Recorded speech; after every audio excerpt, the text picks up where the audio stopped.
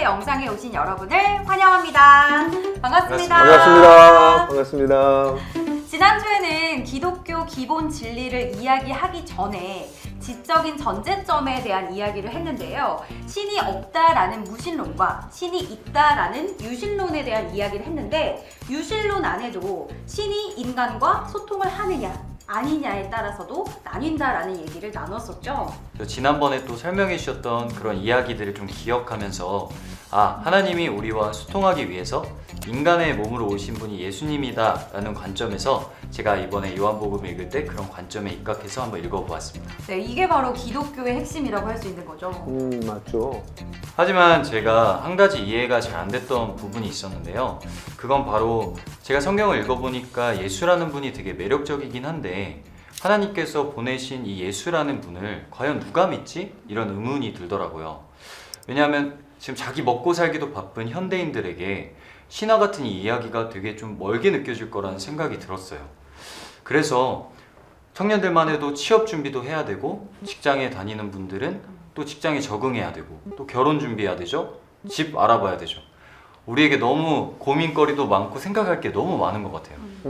맞아요. 사실 종교를 갖는다는 것이 내 인생의 이런 문제에 어떤 답을 주고 해결을 주지 않는다면 사실 그걸 굳이 가져야 될 이유가 있다고 생각할 필요가 없겠죠.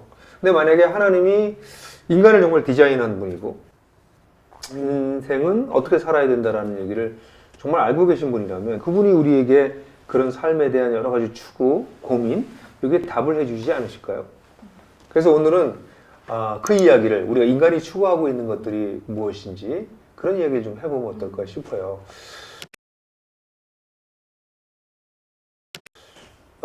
이강 씨는 행복하길 원하세요? 저는 너무 행복하고 싶고 누구나 다 그렇게 행복하길 원하다고 생각합니다. 또 어떻게 하면 행복해지죠? 제가 생각했을 때는 뭔가 원하는 것을 얻고 성공을 하면 그것이 바로 행복이지 않을까 싶어요. 저는 좀 목사님이라서 좀 말씀드리기 좀 어려울 수도 있다 생각은 드는데, 좀 세속적이어가지고 저는 우리가 살고 있는 시대가 자본주의 시대잖아요. 그래서 아무래도 돈을 많이 가질수록 더 많이 행복할 수 있는 확률이 높지 않을까, 저는 이렇게 생각해요. 저도 뭐 거기 굉장히 타당한 얘기라고 생각해요. 사람들은 행복을 얻기 위해서 4가지 정도를 추구하는 걸로 보여져요. 그걸 4P로 이렇게 요약할 수 있는데요. pleasure, 쾌락, prestige, 명예, 파워, 권력, 그리고 마지막에 property, 재산. 이 4가지를 가지면 사람들이 행복할 거라고 일반적으로 생각하죠. 언뜻 들어보니까 모두 알파벳 P로 시작하는 정말 우리에게 피같이 소중한 것들이네요. 사실 우리가 사는 세상은요, 대중매체와 상업 광고를 통해서 우리가 이런 것들을 가지면 사람들이 행복해질 것이다 라고 계속 사실 거의 충동질하다시피 해요. 플레저, 쾌락, 프레스티지, 명예, 파워, 권력, 프로퍼티, 재산. 그럼 행복해질 거라고 생각하는데 과연 그걸 가지면 사람들은 행복해질까? 라는 생각을 해봐요. 구체적으로 한번 읽어볼게요. 첫 번째, 그 쾌락이라는 것, 뭐 먹고 마시는 것, 또 좋은 거 입고 좋은 걸 누리는 거, 뭐 그중엔 뭐 섹스도 있겠죠. 이런 것들에서 쾌락을 얻는 것은 저는 매우 정당하다고 생각해요. 그런데 이 쾌락이 우리에게 필요하죠. 그러니까 살죠. 근데 이 쾌락이 궁극적인 행복을 가져다 주지는 않는다고 저는 생각을 해요. 왜냐하면 이 쾌락을 계속 추구하기 시작하면 극도의 쾌락을 추구하게 되고, 그러다 보면 사람들은 만족하는 게 아니라 오히려 사람들이 파괴되는 걸 보거든요. 쾌락은 우리에게 재미를 줄 수 있어요. 그렇지만 그것이 사람을 진정으로 행복해 주는가? 그건 좀 질문해 봐야 되지 않나 라는 생각을 하게 돼요. 아무래도 청년이 되고 나서는 어떻게 보면 조금 더 자유를 더 많이 누릴 수 있는 거잖아요.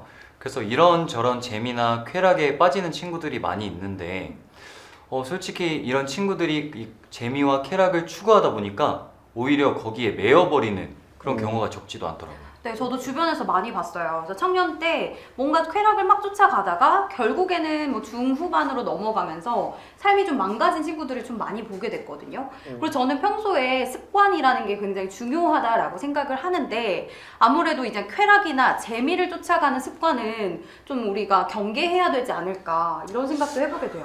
쾌락이 궁극적으로 인간을 행복하게 해주지 못하는 것처럼 명예도 마찬가지예요. 근데 명예 그러면 그건 마치 정치인이나 연예인이나 뭐 이런 사람들이 가지는 거지.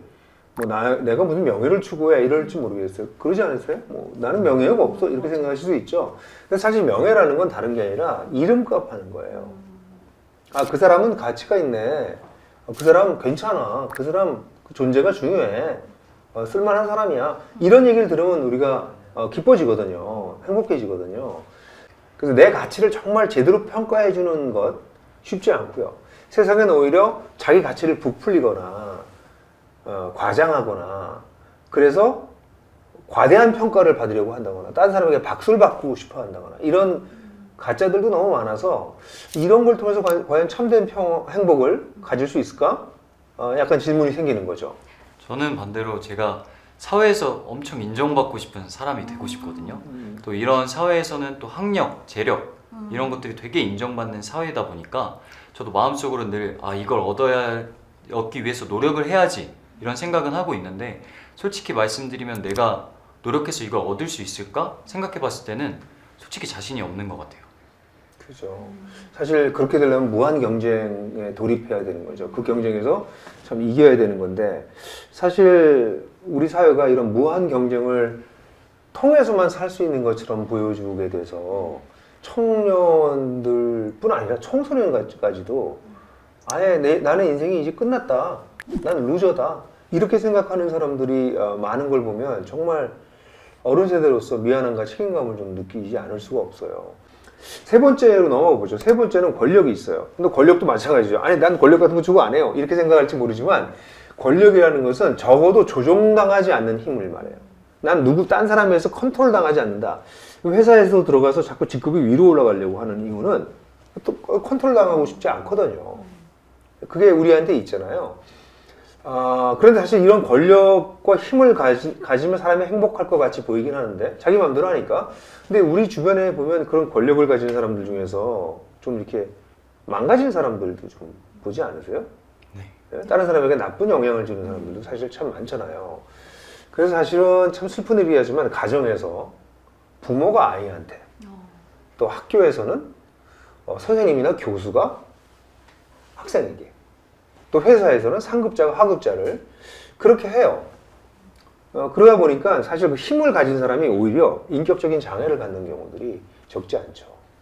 그래서 그런지는 모르겠는데 저희 젊은 세대에서는 컨트롤 받지 않는 그런 직업을 혹은 그런 직장을 선호하는 경향이 되게 많은 것 같아요. 그래서 컨트롤 당하는 것도 싫고 그렇다고 해서 내가 어떤 사람을 조종하기도 그런 이상한 사람이 되기도 싫은 이런 상황이 많이 놓여 있는 것 같아요. 근데 사실은요, 이건 나중에 또 얘기를 할 얘기긴 한데 제가 아는 하나님이 제일 싫어하는 것 중에 하나가 조정하는 거예요. 조작하거나 조정하는 것. 그러니까 신은 인간에게 그렇게 하고 싶어 하지 않거든요. 근데 어쨌든 사람들은 그렇게 조정당하는 거 싫은 거죠. 그래서 힘을 좀 갖고 싶어 하는데 그렇다고 힘을 갖는다고 그 사람이 정말 행복해지나 하는 것도 사실 좀 진지하게 다시 한번 질문하게 되고요. 근데 사실 우리가 지금 얘기했던 pleasure, prestige, power, 쾌락, 권력, 명예 이 모든 것이 자본주의 사회에서는 다 구매할 수 있다고 가르쳐요. 돈만 있으면 다 된다 이렇게 생각하는 거예요. 왜 당신이 행복하지 못해? 돈이 없어서. 돈이 없어서 쾌락도 얻을 수 없고 명예도 얻을 수 없고 권력도 얻을 수 없다. 재산만 있으면 된다.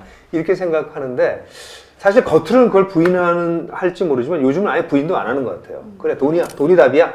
이렇게 네 가지만 있으면 행복해질 거라고 우리 현대사회는 일종의 좀 세뇌를 하고 우리는 그것을 기꺼이 세뇌당하고 있지 않나? 이런 생각이 들어요. 사실 아파트를 어디에 사느냐, 또 몇 평에 사느냐, 어떤 차를 가지고 다니냐 이런 거에 따라서 행복의 기준점을 삼는 그런 사회인 것 같아요, 요즘은. 아무래도 돈이 있다 보면 그만큼 가능성이 더 많아지는 거니까요. 더 배울 수 있고 뭐 세희 씨처럼 더 예뻐질 수도 있는 거고 더 건강해질 수도 있고 이처럼 더 그 많은데 돈으로 되는 돈으로 다 되는 거라고 저는 알고 그래요? 그처럼 많은 문화적 혜택을 누리면 누릴수록 우리는 행복하다고 느낄 수밖에 없는 것 같아요. 근데요, 이거 좀 오래된 얘기긴 한데 정말 슬픈 사건이 자살 사건이 하나 있었어요. 한번 굉장히 사실은 다 뉴스를 다 막았기 때문에 제대로 보도는 되지 않았지만 뉴욕에서 한국의 뭐 다 아는 재벌가의 한 딸이 자살을 했어요. 그 뭐 한국의 재벌가의 딸이라면 모든 걸 다 가진 거죠, 사실은. 근데 그 분이 그렇게 극단적 선택을 했을 때 누구도 그를 동정하지 않았어요. 뭐가 부족한 게 있어서 호강에 겨워서 이런 것이 사람들의 반응이었거든요. 참 슬픈 죽음이었다고 저는 생각을 해요. 그러니까 사람들이 우리가 정직하게 좀 볼 필요가 있어요. 이 세 가지 특별히 이걸 돈을 가지면 다 살 수 있다라고 생각하는 이런 생각이 과연 맞는 얘기인가? 그 돈을 가져서 이걸 다 구매할 수 있으면 사람들은 행복해지는가? 저는 제 주변에서 이렇게 모든 걸 거의 다 가진 친구들도 많이 보고 그렇지만 경험적으로 이야기하자면 단호하게 그렇지 않더라. 이걸 다 가지고 있어도 사람들은 행복해 하지 않더라. 좀 편리한지는 모르겠어요. 그러나 행복해지지는 않더라. 근원적인 행복을 주지 못하더라. 그런 거를 저는 좀 많이 발견하게 되던데요. 근원적인 행복이라는 것은 또 사람마다 기준이 다 다르지 않을까요? 그래도 사람마다 공통적으로 행복감을 느끼는 그 포인트가 있을 것 같거든요. 그래서 특별히 저는 누군가랑 공감하는 대화를 할 때 그렇게 행복해요. 저는 뭐 마찬가지로 재미만 있으면 행복할 것 같다고 무의식적으로 생각했는데 또 생각해 보니까 재미가 또 전부는 아닌 것 같더라고요. 그래요. 우리가 처음에 얘기한 것처럼 이 여정은 우리의 인생에 대해서 우리가 좀 진지하게 이렇게 바라보는 거, 고민해 보는 거를 포함하거든요. 근데 제가 사람들을 그렇게 제 인생도 그렇고 사람들을 쭉 이렇게 관찰해 보니까 한 두 가지 정도를 가지면 사람이 정말 행복을 해지지 않나 하는 걸 발견했어요. 궁금해져. 네. 이 네 가지 말고 네. 오히려 사람들은 첫 번째 누군가에게 정말 사랑을 받으면 아까 세희 씨도 연결될 때 행복하다고 그랬잖아요. 네. 그렇게 무조건적인 사랑을 받을 때 행복해지더라. 그 연애할 때 연애하는 분들 보세요. 막 눈에서 막 사랑이 막 퐁퐁퐁 떨어지잖아요. 그 정말 행복해해요. 그러니까 나를 무조건적으로 사랑하는 사람을 만났다라고 착각을 하는 거죠. 착각이죠, 사실은요. 그 착각이 참 아름답긴 한데 네. 좀 짧아서 탈이죠. 저희의 사랑을 착각이라고 표현하시네 좀. 그러게요. 뭔가 짧다 이것도 와닿고요. 착각도 좀 와닿는 것 같은데요. 그죠. 예, 그렇게 무조건적인 사랑이라는 게 사실 발견하기가 쉽지는 않은 거거든요. 아마 가장 가까운 건 어머니의 사랑이 아닐까? 무조건적인 어머니의 사랑이 그게 아마 가장 근접하지 않을까라는 생각을 해요. 사실 근데 엄마의 사랑이 무조건적이라고 하지만 잘 살펴보면요, 엄마도요 아이들로부터 무조건적인 사랑을 받아요. 아이들이 엄마를 바라볼 때 당신 없으면 나는 살 수가 없어요. 그러면서 쳐다보거든요. 무조건적으로 아이들이 엄마를 정말 사랑해요. 그래서 저는 어떤 때는 그런 질문이 들어요. 엄마가 아이를 정말 무조건적으로 사랑하는 건가? 아이가 엄마를 무조건적으로 사랑해서 사랑하게 되는 건가? 할 정도로. 그래서 사람은 이렇게 사랑을 주고받을 때 행복해지고요. 그리고 이렇게 사랑을 받을 때 건강해져요. 근데 건강하게 이거 사랑을 주고받지 못하면 인격이 이제 왜곡되고요. 왜곡된 사람들이 관계를 맺으면 거기서 건강하지 못한 모습이 나타나고요. 그때부터 상처를 주게 되고요. 이게 거의 반복되는 거죠. 사실 우리가 살고 있는 세상은 불행하게도 부모조차도 이렇게 온전한 무조건적인 사랑을 제대로 주실 수 없는 그런 세상 속에 살고 있는 게 사실 사실이긴 하죠. 근데 부모님의 사랑도 굉장히 고마운데 어떨 때는 또 화가 날 때도 있거든요. 저도 그 감정 뭔지 알아요. 그쵸? 뭔가 고마운데 막 화가 나. 맞아, 화가 나고 고맙고. 그건 부모도 그래요. 참 사랑스러운데 가끔 화가 나. 그런데 그런 무조건적인 사랑을 주는 존재가 이 세상 속에 과연 존재할까요? 있으면 저는 너무 좋을 것 같은데. 사실 그런 사랑을 주는 분이 하나님이다라는 이야기를 하고 싶으신 것 같은데 맞을까요? 알아채셨네요. 하지만 세희 씨도 그런 사랑을 하나님에게서 찾으셨어요? 이 이야기가 사실 굉장히 핵심적인 이야기이긴 해요. 근데 이것이 이론이나 개념으로만 남아있다면 아무런 도움이 되지 않죠.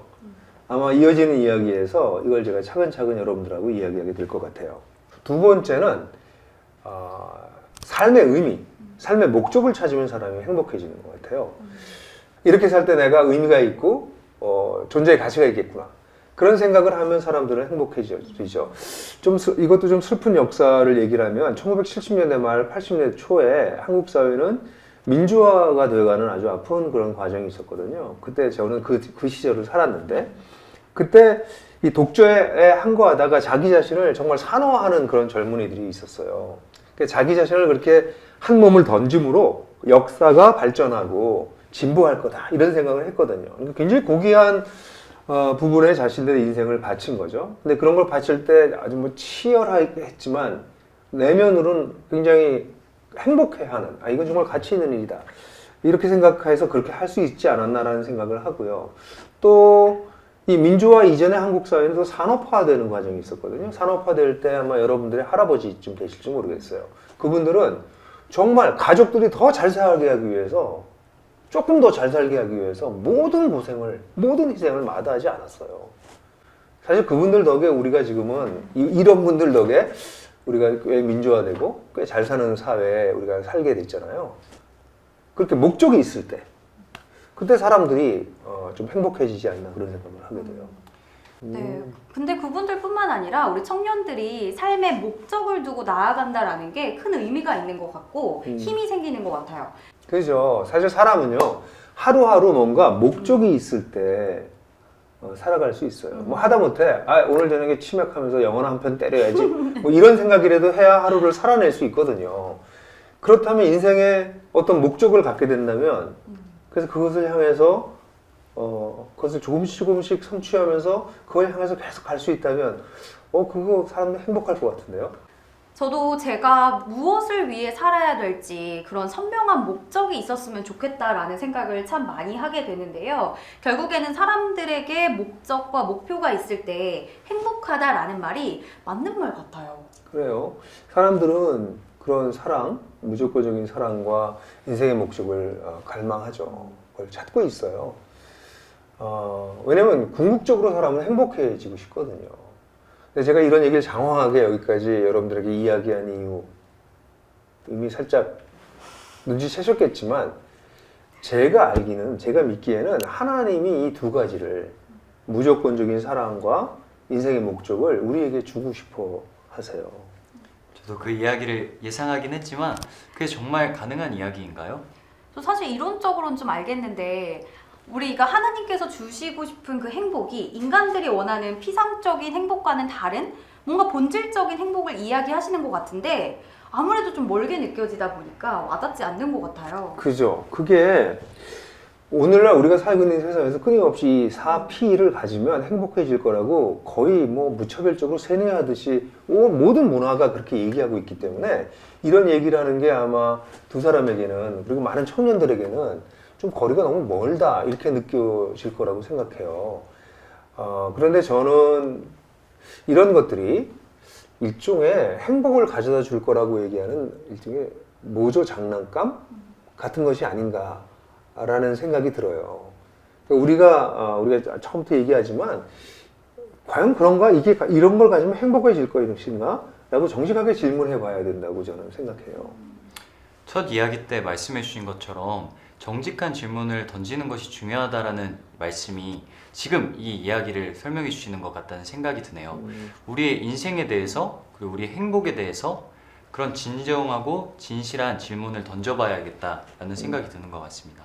저도 사실 기독교라고 하면 구원을 받고 뭔가 살아가면서 복을 받기 위해서 열심히 노력하는 그런 관점으로만 생각을 했었는데 하나님은 정말 원하시는 것이 우리가 행복한 것이다. 좀 이런 관점으로 바라보니까 또 다르게 느껴지는 것 같아요. 맞아요. 그러니까 먹고 살기 바쁜 우리 청년들이 무슨 뭐 종교를 얘기하고 하나님을 얘기하나 이렇게 얘기할지 모르지만 만약에 하나님이 우리에게 우리가 정말 인간이 궁극적으로 찾는 그런 무조건적인 사랑과 삶의 목적을 정말 주시길 원하시는 분이시라면 그분이 어떻게 그걸 주실 수 있을까? 한번 생각해 보는 거는 굉장히 중요하지 않을까.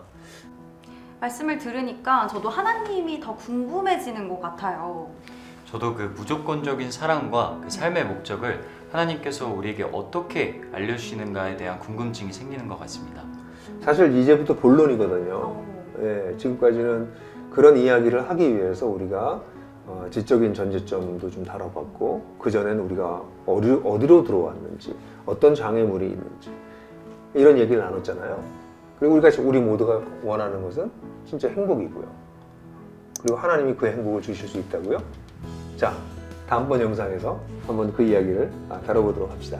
네, 저도 다음 영상이 무척 기대가 되는데요. 이렇게 풍성한 삶으로의 초대 세 번째 만남을 마치도록 하겠습니다. 오늘도 함께 하시는 분들과 영상 끝에 나오는 질문을 나눠보시기 바랍니다.